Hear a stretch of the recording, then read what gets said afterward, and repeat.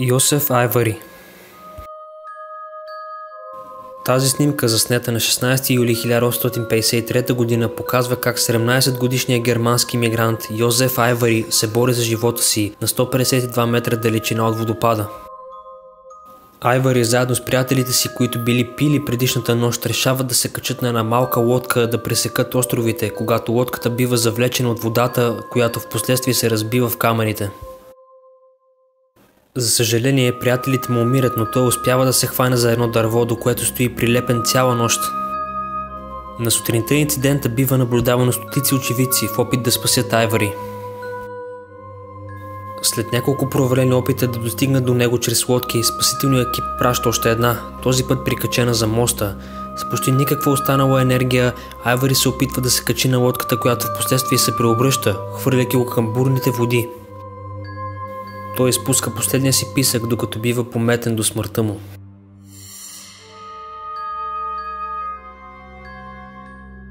Нашата дама от Зайтун. Това е всъщност компилация от снимки, които показват едно и също нещо.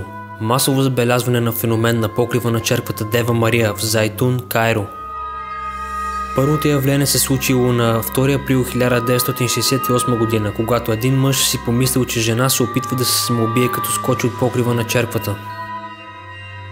Полицията бива уведомена и минути по-късно хората започнали да се събират, осъзнавайки, че фигурата всъщност не е била жена, а появяване, като мнозинство вярват, че е Дева Мария.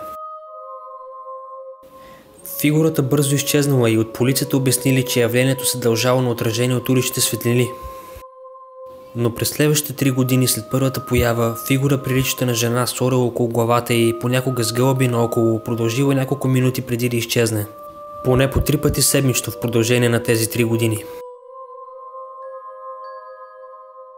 През този 3-годишен период стотиците хиляди свидетели на този феномен нямали възможност да потвърдят със сигурност какво се е случило или на какво са станали свидетели.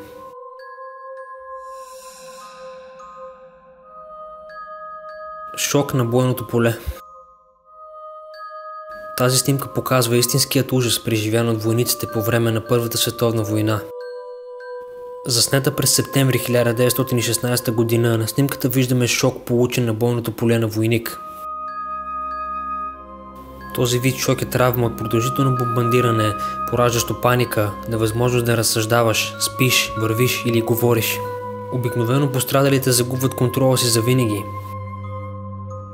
На времето тогава психическите болести не били добре разбрани и някои били осъдени на смърт заради дезертьорство и малодушие. Семейни снимки от викторианската епоха. Като номер 4 това също ще бъде компилация от един и същи тип снимки. Тези снимки са заснети през викторианската епоха и присъстващите в тях сигурно ще ви се сторят доста странно изглеждащи. Причината за това е защото хората от снимките са били мъртви по време на заснемането. Фотографията през това време била позната като постмортем фотография. Целта на тези снимки през викторианската епоха е била семействата на починалите да имат скъп спомен с любим човек.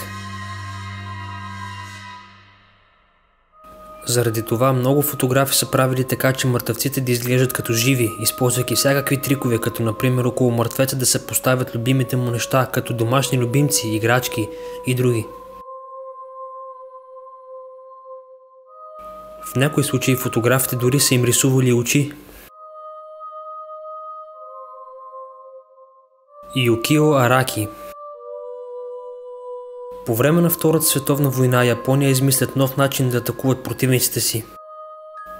Специални самолети биват създадени или превръщани от обикновени да бъдат управлявани от камикадзета.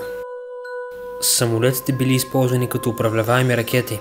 Някои оцелват целта си, докато други пропускат или биват свалени. Тази снимка, направена през 26 май 1945 г., показва 17-годишния пилот Юкио Араки, който на следващия ден става най-младият пилот камикадзе. Юкио започва да се обучава като пилот на 15-годишна възраст и след като навършва 17, той бива назначен да управлява щурмови самолет. През март месец на Юкио му бе разрешено да посети семейството си. По време на посещението му той оставя 3 писма и казва писмата да бъдат отворени само ако умре. Юкио заедно с останалите пилоти камикадзета умряха за държавата си и Юкио сега е един от най-известните пилоти камикадзета в японската история.